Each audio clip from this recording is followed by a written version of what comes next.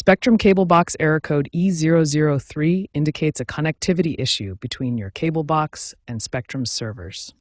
This is often due to signal problems, loose cable connections, or software glitches. As of September 2025, this remains a common issue, affecting 15 to 20% of Spectrum box issues. The primary solution involves a series of quick checks and resets that can often be done without professional help. We will cover the main fixes, which will be rebooting your equipment and checking your cable connections to ensure they are not loose or damaged.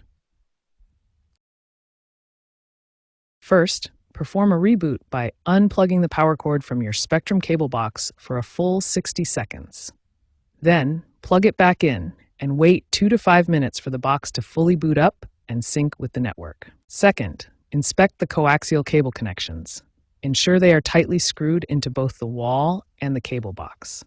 Damaged or loose connections can significantly weaken the signal. Spectrum's app now includes AI-driven diagnostics, which can assist you with automated fixes.